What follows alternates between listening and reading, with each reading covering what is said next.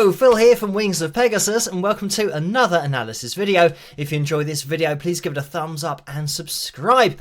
So a lot of requests for this one tonight because I've been asked to take a look at Diana Ross because she's back out on tour, and I've been sent lots of different pieces of footage from lots of different shows, and we won't have to get into too many shows. We'll just be going through a few videos tonight. But the important thing to mention about this video is it's an objective analysis. So it means that I'm just going to be pointing out exactly what's going on, and it's not my subjective opinion of anything. It's an analysis of the pitch data, so we can see exactly what's going on from one show to another show. The reason that I mention it is just for the newer viewers who might not appreciate how conclusive what we're looking at is on screen. When we start seeing lines completing lines or going over the top of other lines, replications, all that kind of stuff, there's only one explanation for that, and that is that it's the same audio playing back, the same recording playing back. And in these analysis videos, we're looking at the voice. So it means that the voice is exactly the same thing playing back potentially over multiple shows if that's what the pitch data shows. And a singer cannot sing over their previous pitch lines from any other performance, because that's why double tracking is a thing in the studios, because a singer can sing and then they can sing the same thing again, and it's not going to start creating pops and distortion or clipping, because it's not the same thing being repeated. But if you were to play back exactly the same audio file, then you would get those things, because the signal is now being doubled. You've got all the peaks happening at exactly the same time when it's the same audio file. But anyway, hopefully that information helps before this analysis, and the links to the videos that I'm going to be looking at are in the description below as always. We're just going to start off actually by listening to this video that I was sent that was just a shorts video, and I don't want this video to get blocked on copyright, so we'll just listen to a small section here.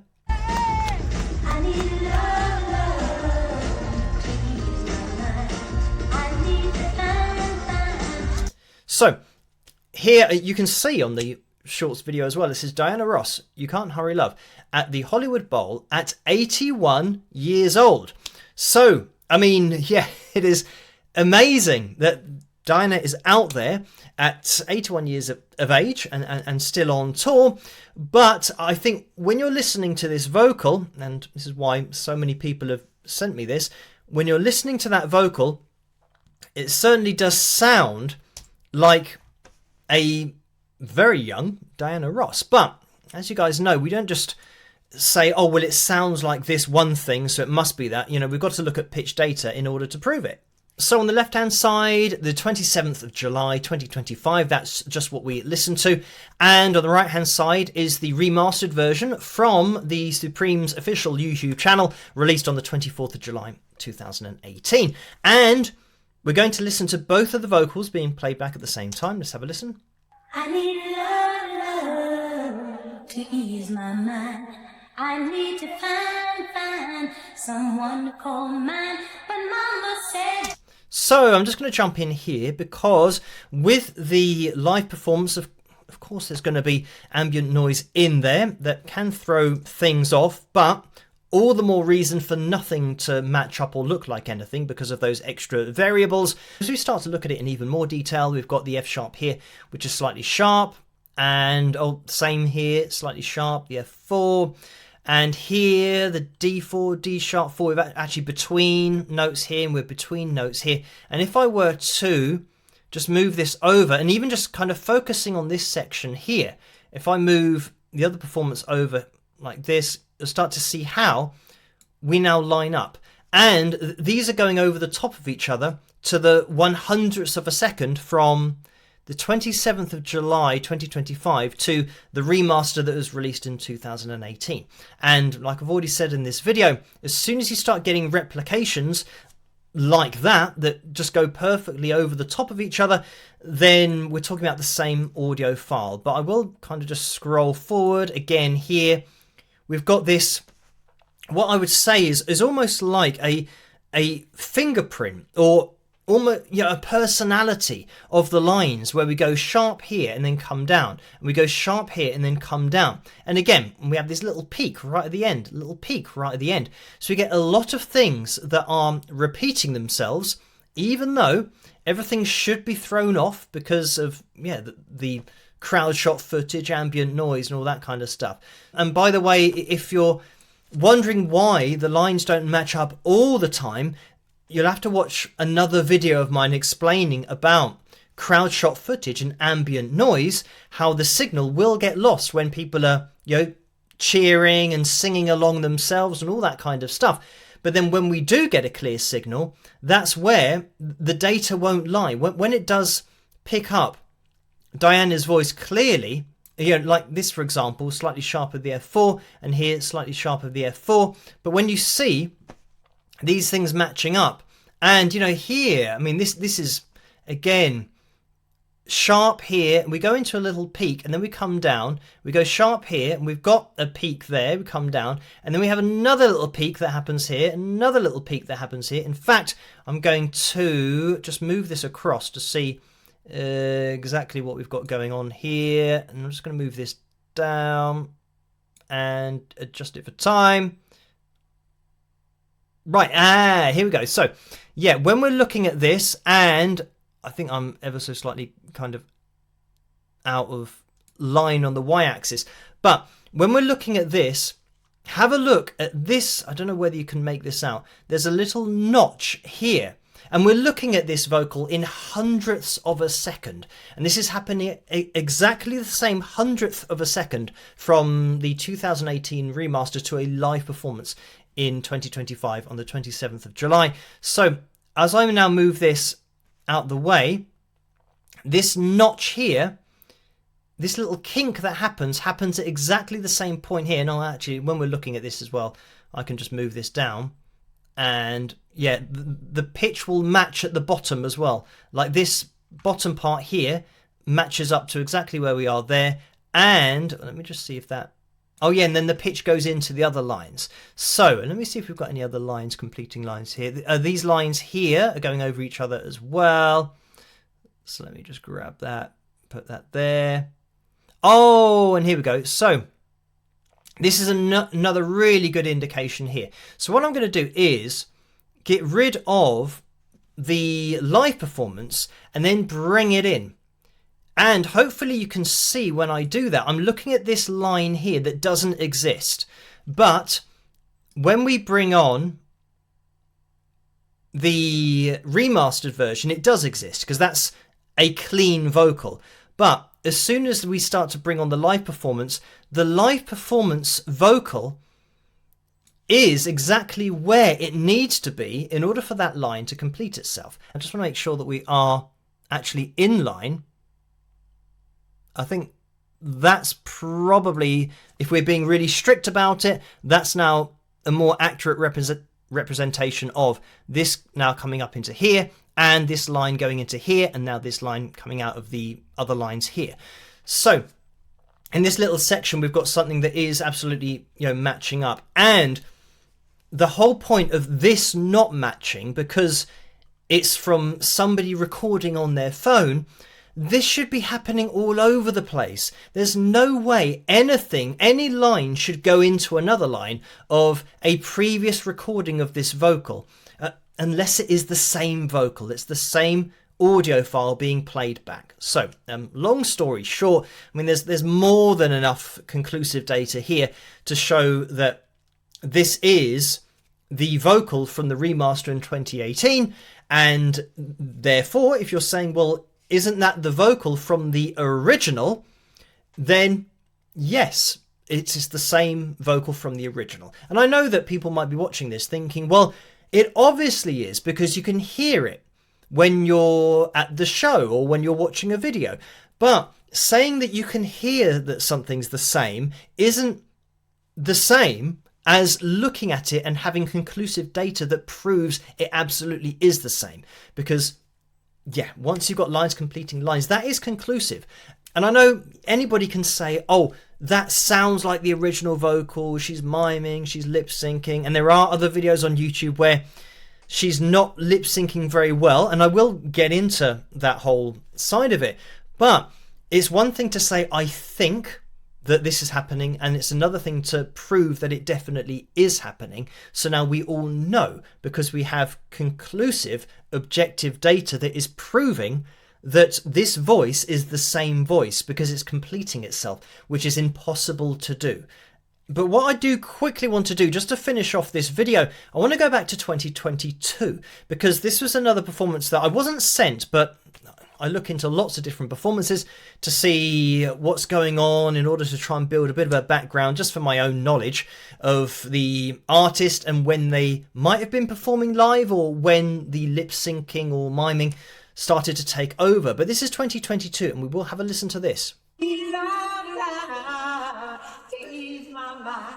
I need to find someone to call mine, but mama said you can't rely. You just have to wait. So I'm going to jump in here because, I mean, for those that are interested, or just if you want me to prove it, these lines are not going to match up with any other lines that we've just looked at. And I mean, I can drag the other one on top if you want to see. So yeah, that's the other performance that's let me try and match up pitch here. Where's the G4? Will be up here. So yeah, these are the original, and the ones in the background that you can't see, that's the live 2022, and this is from the record. So I mean, this is an example of how nothing's ever going to match up when you have two unique vocals that aren't the same audio file being played back. But getting back into this performance, because with Diana's vocal here, this is, I think, what you would expect, in that the tone is, you know, thicker, and her voice is sitting in a different place because, yeah, you know, she's quite far into her career at this point, and you'll naturally get those changes in the vocal. So the reason for me just taking a snippet from this performance is because you can hear how the voice has changed, but you can also appreciate that in 2022, Diana was still performing live, fully live. And it's clear in this performance, the vocal lines are not going to match with the previous vocal lines that we've been looking at. So a lot of the reason, and this actually happened in the Cliff Richard video that I did, a lot of the reason that performers are not good at lip syncing or miming when they're obviously out of time is because they aren't used to it. And I don't know, it's almost like nowadays in the music industry, the younger generation, they're used to not actually singing, and it might even be the case that that's the norm, that they get good at lip syncing because they've never really had to do it live. But when you do it the other way and have somebody who's been singing live for, you know, 60 plus years, and now they're having to pretend to do it, it just doesn't come naturally. So when we are looking at artists that might now have switched over to lip syncing and miming, it just, yeah, it stands out more. Obviously, we have to go through the analysis to prove it. But when you can see that the timing's off, and, you know, sometimes Diana might be waving and the vocal's still going and she's not really concentrating on it, it's because she's just not used to that setup. And just quickly, a point to finish with. I know that some people might say, oh, well, yeah, considering her age, we're all expecting it not to be live. But I don't think that is the case, because we've looked at Barry Manilow recently, who is actually older, and he is still doing it live. And I don't think, just because of that example, I don't think that you can make the assumption that everybody knows it's going to be a lip-synced or mimed performance. There might be some people going along thinking it is going to be a live performance. And just as a final point, when we're listening to this performance in 2022, it's in the same key as the original, and Diana's voice isn't in the same place. And professional musicians can transpose keys, and the audience doesn't know. Like, if you were to take this down by a tone and a half, 3 semitones, nobody would care in the audience, because nobody has that ability. And even if you've got perfect pitch and you can tell where the notes are, nobody's thinking about that when they go to a gig. And very few people in the audience will have perfect pitch anyway to be able to determine that. So I don't see that if a singer wants to perform live, as Diana did here, I don't know why they don't transpose the song to now where her voice is, because I'm sure the crowd would want Diana to have a comfortable experience singing and not have to try and get her voice to places where, you know, it can't go anymore. That's the whole point of transposing keys, is that you can bring it down. Now she can sing with confidence, knowing that the notes are going to be in her range. Everyone can sing along. They won't know that they're singing along, you know, a tone lower. So yeah, I'm not sure why artists do this unless they don't realise that that's something that you can do. I mean, I fail to believe that Diana doesn't realise that you can make your life so much easier by just changing the key for your voice for where it is now. And I don't think fans have a problem with that. I think where the problems come in is when the singer is not actually singing, that there might be a section of the audience that have a problem with that. And I think the whole audience wouldn't have a problem with a live vocal that's been transposed, you know, with the key of the song. But yeah, if, you know, artists came to me who are at the later stages of their career and said, Phil, what should we do? I really want to sing live because that is what I do. I would say to them, well, where is your voice? Because the singer should know where their range is at all times in their career, really. And they might say, right, my high note might be an F sharp 4, you know, for a guy.